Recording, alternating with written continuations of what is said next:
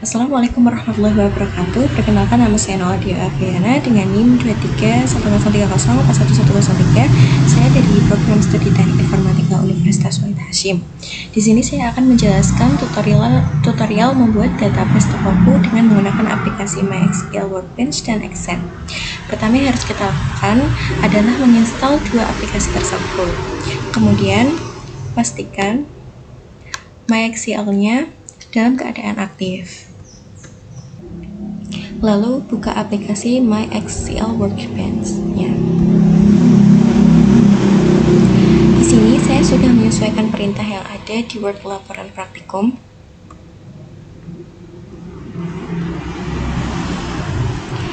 Dan sebelumnya saya sudah membuat database Tokoku agar dapat mempersingkat waktu. Yang pertama dalam membuat database Tokoku yaitu create database Tokoku, dan untuk mengaktifkan database-nya itu menggunakan use Tokoku. Di sini saya sudah menyiapkan tabel member seperti yang ada di Word.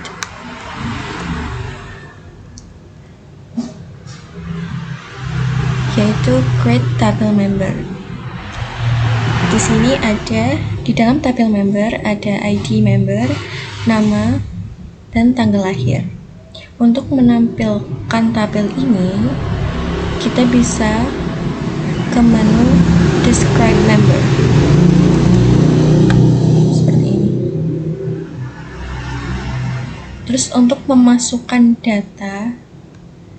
data ini ke dalam tabel, yaitu menggunakan insert into member. Values, masukkan datanya, lalu kita bisa langsung CTRL enter. Di sini saya sudah mengaktifkannya dan sudah memasukkannya. Kita langsung bisa melihat isi tabel menggunakan select bintang from member.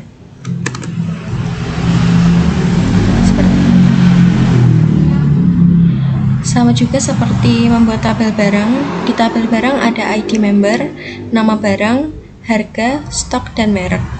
Untuk menampilkan tabel yaitu describe barang, dan untuk mengisi tabel itu yaitu menggunakan insert into member.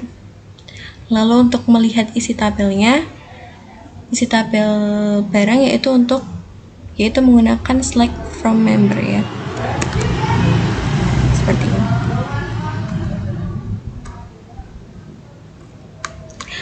Terus untuk melihat isinya seperti ini. Lalu create tabel karyawan. Di dalam tabel karyawan ada ID karyawan, nama, dan username serta password. Dan untuk mengisi tabel tersebut yaitu insert into karyawan. Kita bisa langsung lihat seperti ini. Lalu untuk membuat tabel supplier, yaitu di dalam tabel supplier ada ID supplier, ada nama supplier, dan ada alamat supplier. Untuk memasukkan data yang sesuai ke dalam tabel supplier, yaitu menggunakan insert into supplier, lalu values, memasukkan data, lalu kita bisa lihat hasilnya seperti ini.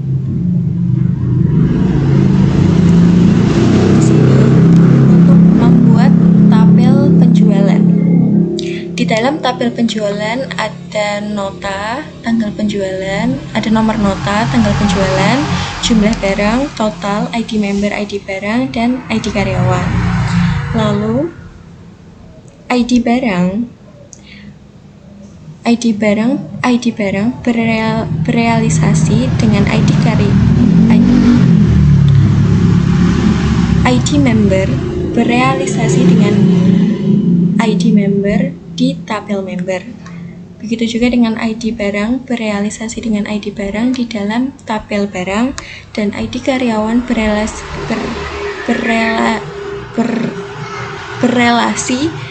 dengan ID karyawan di dalam tabel karyawan.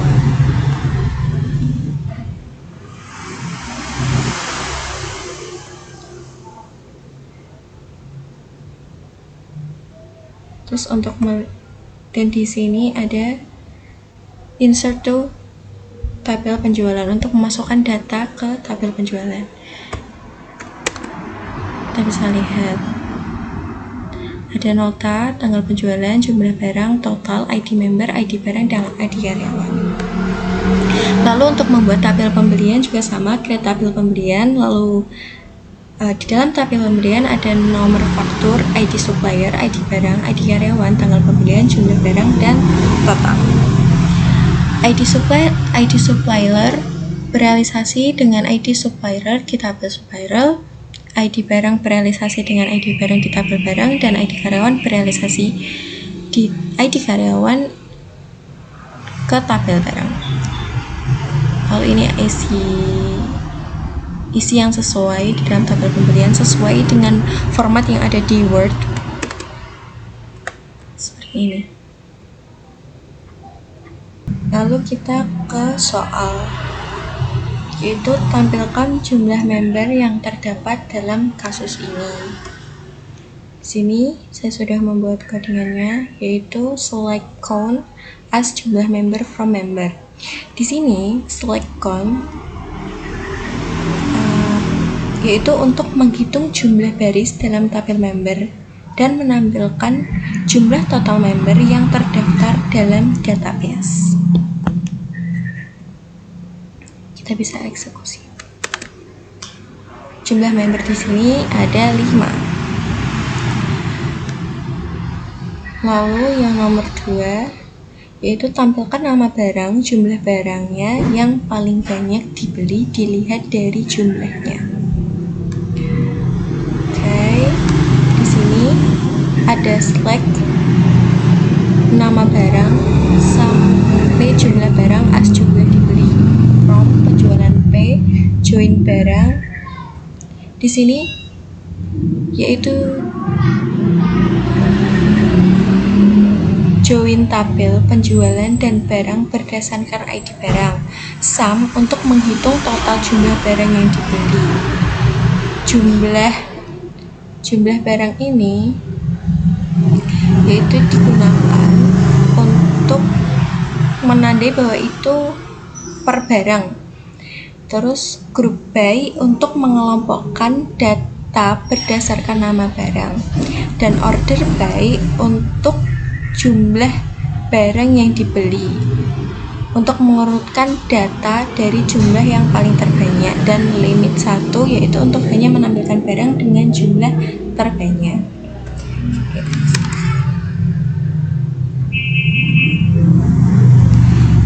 Terus nomor 3 yaitu tampilkan banyak jumlah aktivitas yang dilakukan oleh supplier di dalam transaksi pembelian.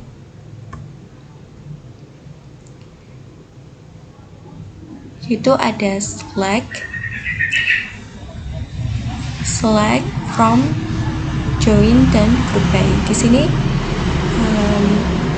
join tabel pembelian dari supplier berdasarkan ID supplier, dan count untuk menghitung jumlah aktivitas baris untuk setiap supplier, dan group by as nama supplier untuk mengelompokkan hasil berdasarkan nama suppliernya. Lalu kita ke nomor 4. Di sini tampilkan total jumlah barang yang dijual. Jumlah barang yang dijual yaitu kita bisa menggunakan fungsi agregat sum untuk menghitung total seluruh barang yang dijual, yaitu sum underscore barang di tabel penjualan. Lalu nomor 5, tampilkan nama barang, jumlah barang yang dibeli, yang mana jumlahnya antara 3 sampai 7.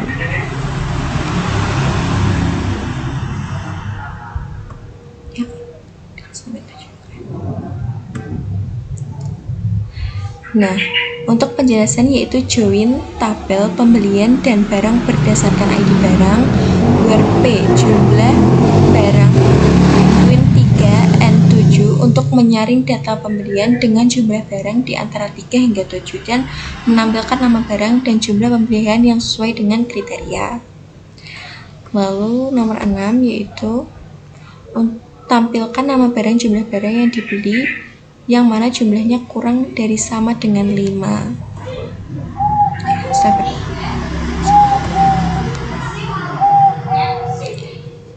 Di sini join tabel atau pembelian dan barang berdasarkan ID barang, where P jumlah barang untuk menyaring data pembelian dengan jumlah barang kurang dari 5 atau sama dengan 5, menampilkan nama barang dan jumlah pembelian yang sesuai dengan kriteria. Lalu nomor 7 itu menampilkan nama barang yang paling sedikit dibeli. Join tabel pembelian dan barang berdasarkan ID barang. Sum untuk menghitung total jumlah barang yang dibeli. Jumlah barang itu per barang, jumlah barang itu per barang, lalu as jumlah dibeli. From untuk pembelian, group by untuk mengelompokkan data berdasarkan nama barang, dan order by jumlah untuk mengurutkan data dari jumlah terkecil. Lalu limit 1 hanya untuk menampilkan barang dengan jumlah pembelian terkecil.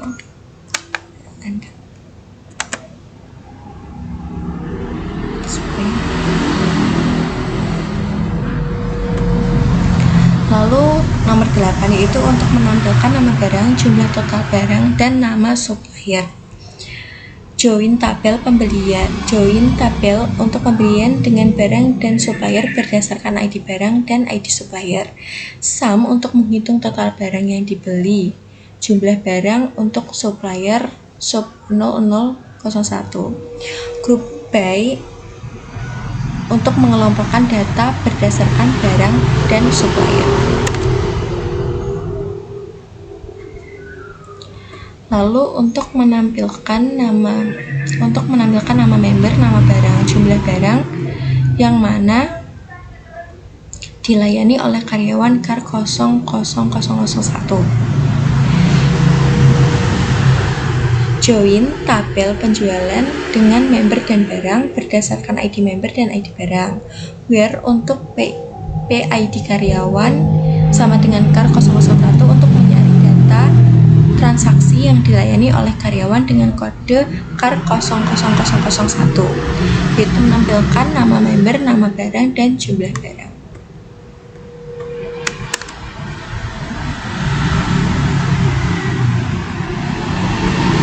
Lalu yang ke-10 itu untuk menampilkan transaksi penjualan, nama barang, jumlah, nama karyawan yang melayani, yang mana tanggal transaksinya 2014 bulan 10 2025. Yaitu join tabel untuk penjualan dengan barang dan karyawan berdasarkan ID barang dan ID karyawan, where untuk penjualan 2014 bulan 10 tanggal 25 untuk mencari data transaksi yang dilakukan pada tanggal 25 Oktober 2014 untuk menampilkan nama barang, jumlah barang, dan nama karyawan melayani transaksi tersebut. Terima kasih, sekian video tutorial dari saya. Jika masih ada banyak kekurangan, saya mohon maaf yang sebesar-besarnya. Wassalamualaikum warahmatullahi wabarakatuh.